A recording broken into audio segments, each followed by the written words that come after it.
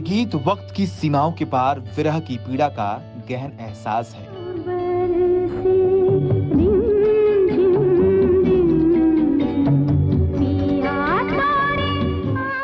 इस फिल्म में एक ओर जहां बिछड़े हुए प्यार के मिलने की खुशी है, तो दूसरी ओर लंबी जुदाई की टीस भी है।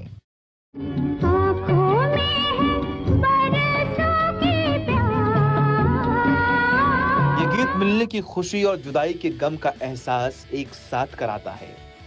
मदन मोहन को असफल फिल्मों का कामयाब संगीतकार कहा जाता है, लेकिन ये फिल्म कामयाब भी हुई थी और इस फिल्म के सारे गाने भी सुपर हिट हुए थे।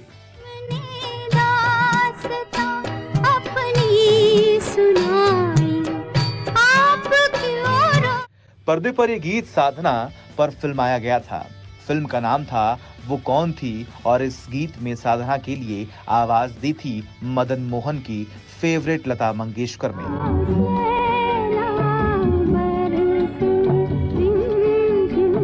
लेकिन जब हिमाचल की खूबसूरत वादियों में ये गाना साधना और मनोज कुमार पर शूट हो रहा था, तब तक लता मंगेशकर ने ये गीत रिकॉर्ड ही नहीं किया था।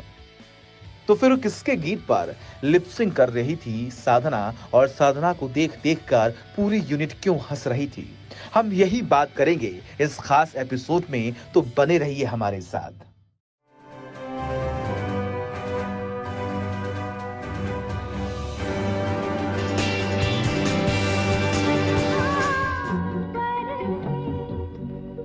इस मशहूर गाने की धुन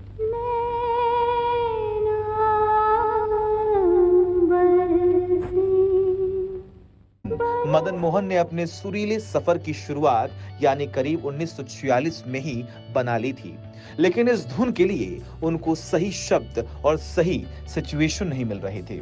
इसलिए उन्होंने 18 साल इंतजार किया।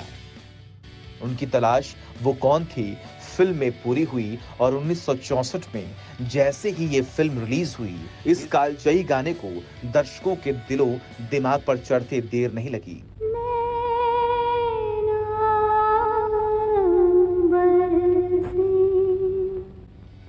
इस गाने को रिलीज हुए करीब 60 साल होने वाले हैं, लेकिन ये गाना वक्त की गर्दिश में नहीं दबा, बल्कि गुजरते वक्त के साथ इस गाने का जादू भी बढ़ता जा रहा है।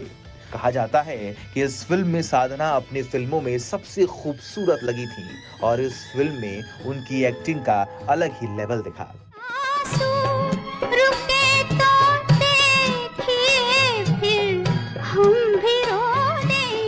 दरअसल 60 के दशक में फिल्मी दुनिया में दिलीप कुमार, राजू कपूर, राजेंद्र कुमार, देवानंद जैसे बड़े बड़े हीरो छाए रहे, लेकिन इन दिग्गजों के बीच साधना ने अपनी खास जगह बनाई।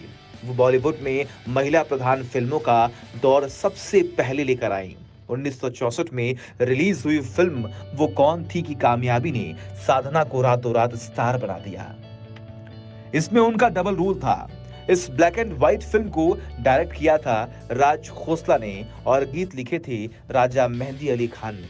1949 में आई कल्ट फिल्म महल के बाद वो कौन थी सिनेमा के इतिहास की ऐसी थ्रिलर फिल्म बनी जिसने रहस्य और रोमांच से भरी फिल्मों का फॉर्मेट तैयार किया।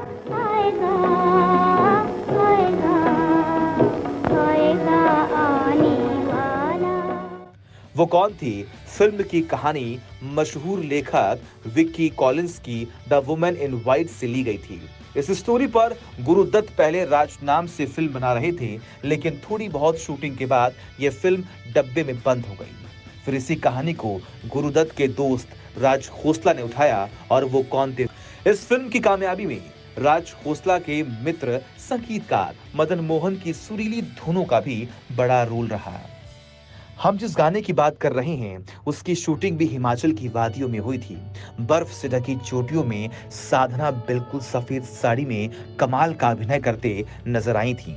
लेकिन जब आप इस गाने की शूटिंग के हकीकत के बारे में जानेंगे तो आप साधना की एक्टिंग के और भी बड़ा फैन हो जाएंगे।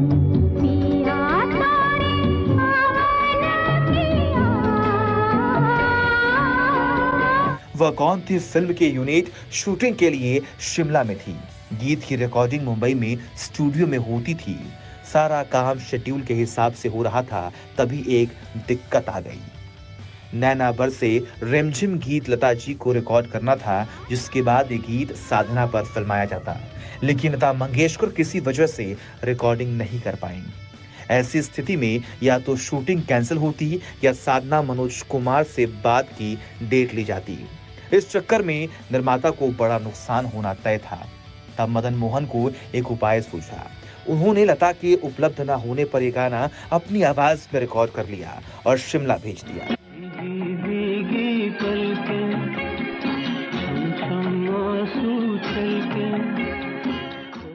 वहां शेड्यूल के हिसाब से गाने की शूटिंग हो गई।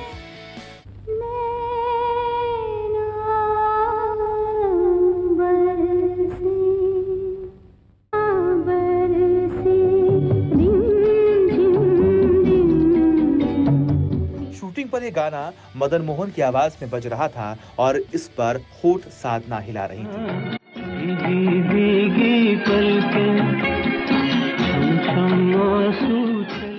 वहां यूनिट वाले ये नजारा देखकर हंस रहे थे और शूटिंग देखने के लिए लोग इस असमंजस में थे कि पुरुष गीत को एक महिला कलाकार पर कैसे शूट किया जा रहा है। इस गाने के बोल पर साधना ने मोनालिसा जैसे मुस्कान और आंखों की नाटकीयता का बेहतरीन तालमेल दिखाया।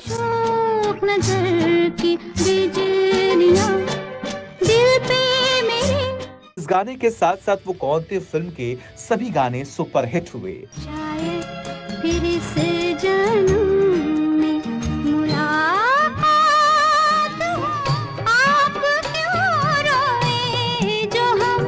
छोड़ कर तेरे प्यार का दामन ये बता दे। वो कौन थी को सर्वश्रेष्ठ संगीत के लिए उस वर्ष फिल्म फेयर अवार्ड्स में नॉमिनेट किया गया था, पर मदन मोहन को अवार्ड नहीं मिला।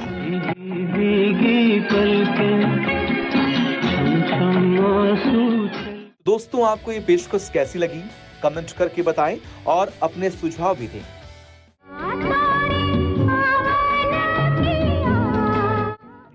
ये चैनल सब्सक्राइब कर लीजिए और लाइक कमेंट करते रहिए। धन्यवाद।